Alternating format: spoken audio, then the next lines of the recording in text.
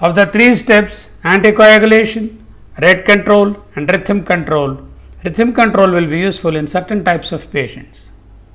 The FM trial, atrial fibrillation, follow-up, investigation, rhythm management trial, the rate and rhythm control strategies, they yielded the similar results, and rhythm control did not have any added advantage over rate control. And rate control is much easier compared to rhythm control. And rhythm control drugs, they do have lots of side effects. Young patients who remain symptomatic after rate control should be reverted to sinus rhythm by rhythm control drugs. In whom rate control drugs are contraindicated for one reason or other, then rhythm control drugs have to be used.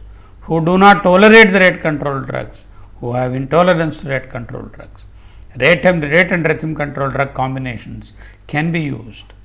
When we use rhythm control drugs, class 1C antiarrhythmic drug, flecainide or propafenone are contraindicated in patients who have coronary artery disease. In CAD and diastolic heart failure, amiodarone is the drug of choice for rhythm control. To continue with rhythm control, sinus rhythm requires treatment of CV risk factors and also treatment of hyperthyroidism. Antiarrhythmic drugs restore sinus rhythm. Amiodarone is safe and effective to restore the sinus rhythm. Its adverse effects may be a problem in some patients, particularly with prolonged use. Sotalol, a beta blocker, is efficacious for maintenance of sinus rhythm, particularly in chronic atrial fibrillation. Requires monitoring of QT interval and electrolytes. Whenever we use sotalol, QT interval prolongation and serum electrolyte monitoring has to be looked into. Sotalol is contraindicated in patients with structural heart disease. Catheter ablation is an alternative to drug therapy in symptomatic patients without structural heart disease. So, this is a nutshell about the rhythm control. In the next slide, let us see the different antiarrhythmic drugs that we have that we can use in atrial fibrillation.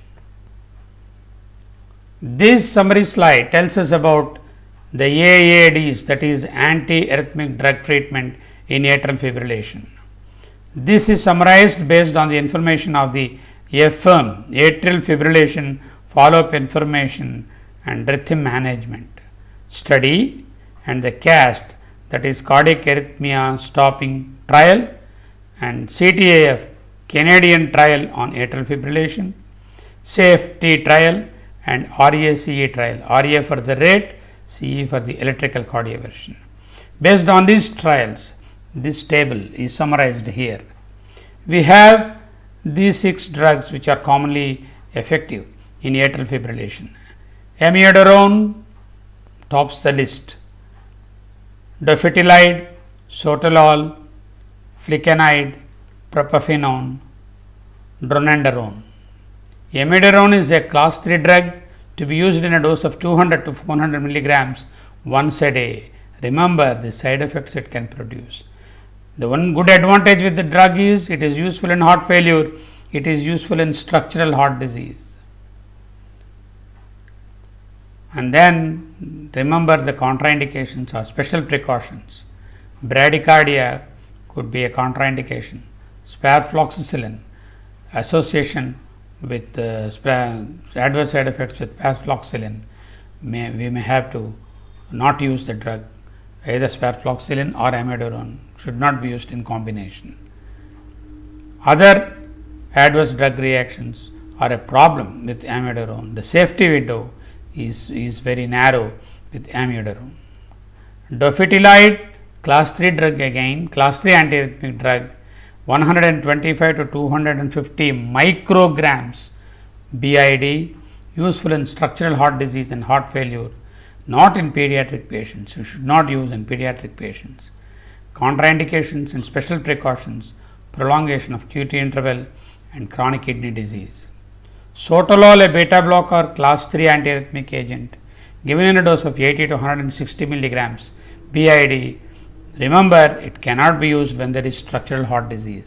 In fact, all the following drugs from now on, they cannot be used when there is a structural heart disease. And this is useful drug for chronic atrial fibrillation, particularly for maintenance. prolongation of QT interval, and then the Torsades de Pontis, that is the multi-point or multifocal ventricular tachycardia, are the probable side effects that we can see and specific contraindications for that. Flecainide, a class 1C antiarrhythmic agent given in a dose of 50 to 150 milligrams BID, particularly those who do not have structural heart disease. This is what is called the pill in pocket strategy for lone atrial fibrillation. Young patients who have lone atrial fibrillation, this drug can be given to them, and whenever they have the paroxysm of atrial fibrillation, they can take one pill. Special precautions and contraindications: coronary artery disease, and then use of bundle branch block or contraindications. Propafenone, class 1C drug, 150 to 300 milligrams OD, again in patients without structural heart disease. This can be also used as a PIP drug in young patients, again the same contraindications like CAD and bundle branch block. The newer drug, dronedarone, it has got all the properties of class 1, class 2, class 3 and class 4 antiarrhythmic drugs. It's given in a dose of 100 milligrams BID, of course cannot be given with structural heart disease and cannot be given when there is heart failure, and contraindications, special precautions, QT interval prolongation and bradycardia might occur.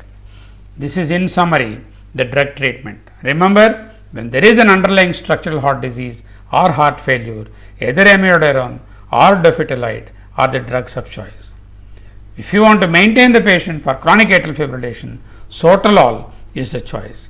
In patients without structural heart disease, young patients, lone atrial fibrillation, either flecainide or propafenone can be used. When the patient has got heart failure but without any structural heart disease, dronedarone will be the drug of choice. This flowchart is to tailor the antiarrhythmic drug treatment and maintaining the sinus rhythm.